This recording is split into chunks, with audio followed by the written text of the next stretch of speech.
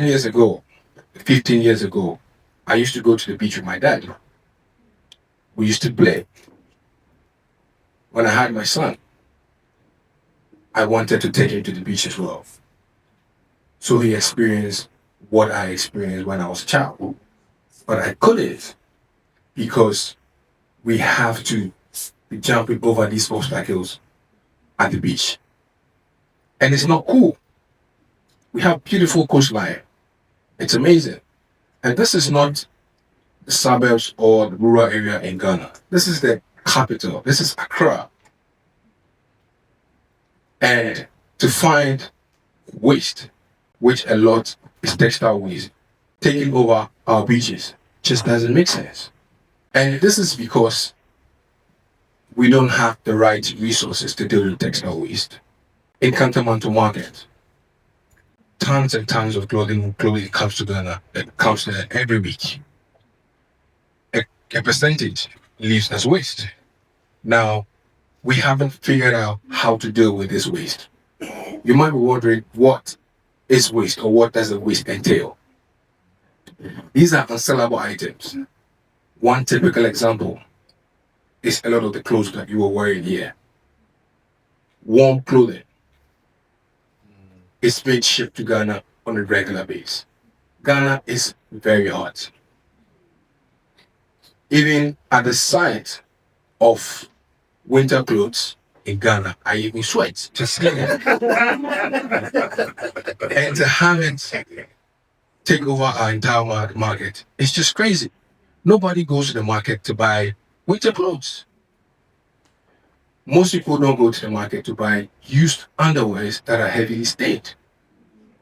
But we happen to find lots and lots of them, which gives us the impression that we are a dumping ground. In 2025, why should a place like Accra, like Ghana, like Nairobi, be seen as dumping ground for the global north's waste? There is a big problem that needs to be changed. That is where the revival started. I'm going to take you through the history of the used clothing. Now, locally, we call used clothing Obroni Wewu, which literally means dead white man's clothes. The reason why we call it dead white man's clothes is because, the used clothing industry has been in existence since the 60s. So it's been like 5-6 decades. And for us to see clothes come to us in good condition, that was back in decades ago, they used to come in good conditions. We were wondering, why would somebody give out this amazing suit, this nice jacket? Probably the person is dead. That's why we have it here in Ghana. Because in our culture, we don't throw clothes away. We either pass it on or give it to somebody who needs it. So then, having to find lots and lots in our country, we thought maybe the person is dead. Until the system became so broken that we got overwhelmed with the used clothing, which were in really bad condition. Mind you, the system was good a few decades ago, and now it's messed up. With the influx of fast fashion, it's just overwhelming with the quantities and then the volumes of waste. That is where the revival came into existence. Now, I just, out of pain, out of urgency, out of the fact that I see the problem, but I'm not able to do anything about it. Everybody next to me, I've been working in Kantamanto Market for 2 decades, both as a trader, as I source, and I'm also a stylist on the side. So I source most of my stuff from Kantamanto Market. And every time the conversation is, the business is not good. The stuff that I take, the bills that I buy, when I open them, I'm not able to sell everything. I'm always making losses. But I cannot stop this business because there are no other options. There's no plan B. And I also inherited this business from my mom. I cannot close it down because I will be the one. I don't want to be the one whose hands will be pointed at to say, you close the family business. No. So then people are in the second-hand trade, not because they are benefiting, but because they are in there because they hope that they might get better and also upholding family business. So then having to have this conversation and experience these problems, we decided to team up with like-minded people in the community to start doing something about it. And the first thing we decided to do is to find a way to stop the waste from leaving the market and going to the landfill or being thrown in the beaches. And we started intercepting this waste. And first of all, we didn't have much idea of what to do with it. All we wanted to do is find ways to stop it. But along the line, when we started collecting it, we had more people join. And Kantamanto is a place where we are very resourceful. We always find a solution to something. We always find a way to deal with something.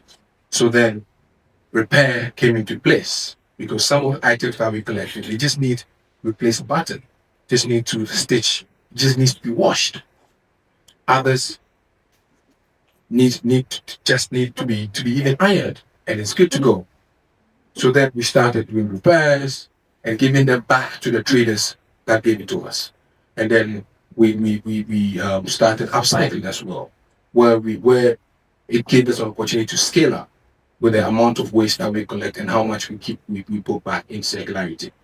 And through that, we've been able to create 60 plus jobs in the market, and we're still growing. Education was a very key aspect of what we're doing because we realized that there are so many people that are in the market but are not aware of the problem. The fact that people in the market are not aware that most of the clothes that are said that they sell are donated clothes. They're like, oh wow, it's donated. So why do we pay for them? And I'm like, well, that's a question that you need to ask people up the supply chain. In the supply chain, in the second-hand industry, everyone except the retailer is making money. From the sending country to the shipping lines, the freight forwarders to customs, government is making money from it. But a retailer is the one that is not making money and is uncertain because whatever you buy, whatever you take from the warehouse, the moment it leaves, it never comes back. There is no return point like it's done in a retail sector where you can return stuff. That doesn't happen in Kantamanto. You take it, it's your own problem. If it's trash, you deal with it. So literally, these women, I say women because the market is 75% women, is majority women. They have to pay and carry the burden of the global north waste. And I just got too tired about it and decided to do something. And we've had great milestones in education, where we train and work with a lot of institutions globally in the global north, because education is at the core of this problem. If the education system was right or rooted in circularity, we shouldn't be having this problem. Now, we also organize series of workshops because we feel it very important to include people in our processes. And that's one of the ways that we convert a lot of people. We every quarter we organize upcycling workshop for both kids and adults. And we take them through our process. We're like, bring your waste from home, come, let's upcycle it together. Work with designers, different designers become the supporters, and then together we do it. And it's been a great journey. We've been doing this since 2019. And we always get feedback from people. They send us pictures. They're like, oh, I'm in Berlin airport and I'm wearing this jacket that I made at one of your workshops and I love it so much. And one of the things that we gather from this is that people feel a part. When you involve people in the process, they tend to have ownership. And that's what we don't have in the fashion system. There is no ownership. That is why people buy clothes and easily dispose it because they don't understand the value in the craftsmanship. They don't understand the work that has gone into it. And just because they were not part of the process. So then having to get people involved in the process is extremely important. And that has been working for us since then. Now, the community is very important to us. I've been saying that. I've been saying this over and over that without community, we wouldn't get to where we are, and the problem is affecting the community. We cannot move or we cannot progress without having to work collaboratively. Without collaborative effort, we're not going to win this fight. We cannot work in silos at all. Just like the way um, the industry works in silos, we cannot work in silos at all. We all need to come together and connect each other's expertise, both social and environmental. Now, on January 2nd, there was a massive fire in Kantamanto Market. I'm sure a lot of you might have seen or heard about it.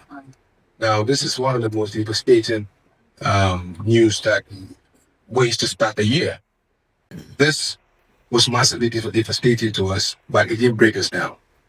What happened is that it actually made us stronger because Kantamanto is a single livelihood of for a lot of people, over 30,000 traders. And the only way for us to keep going was to rebuild the market. So in 6 weeks, with the help and support, everybody coming together, we rebuilt the market. And as we speak, the market is fully operating, 90% fully operating.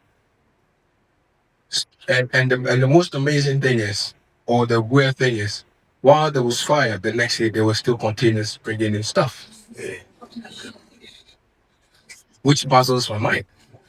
As part of the Global Change Award, which I'm a winner, or an honor to be a winner,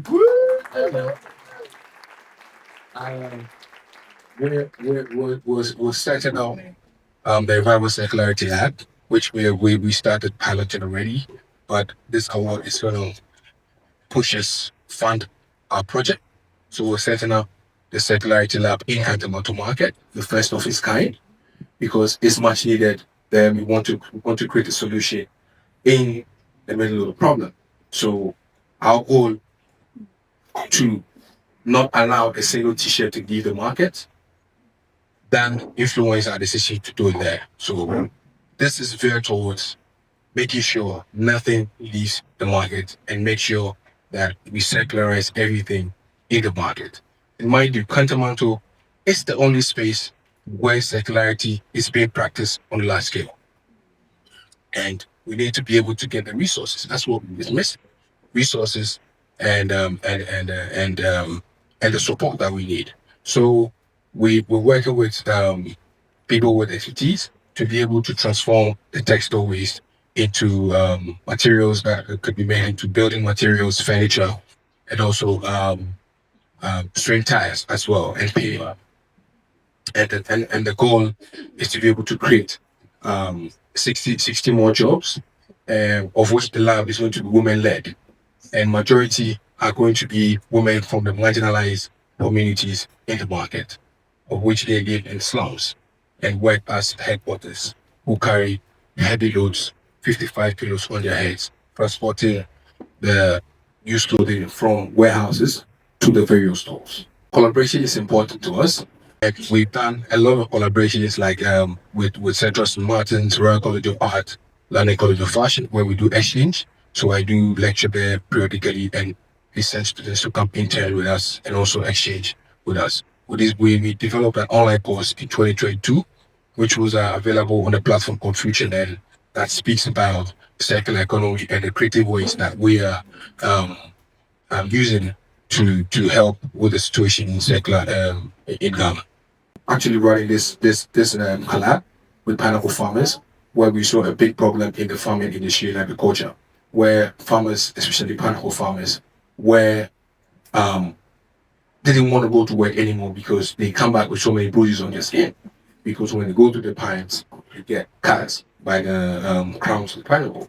So then some of them come to the market and buy so many also items and take it to the farm. And out of curiosity, I'm like, why?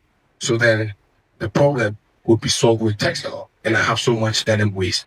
So collaborated with farmers to co-design a uniform for them. And they love it. So far, we've been able to distribute 800 units, and the goal is to distribute 8 million units across West Africa in 5 years. These are also other collabs with the DNA, not Victoria and Alfred, but Victoria and Albert. Yeah. So anytime you're in London, you can pass by the V&A shop. You see these beautiful garments. We've been doing this since 2022, and with them only, we've been able to divert 200 tons of waste. What really is important to us is that we have shared ownership. That is where ownership comes in. That we always work with people and not own anything. We're not gatekeepers. We share and co-own everything. And transparency is very key for us. So in our pricing, everything we do, we make sure it's open and transparent. Thank you.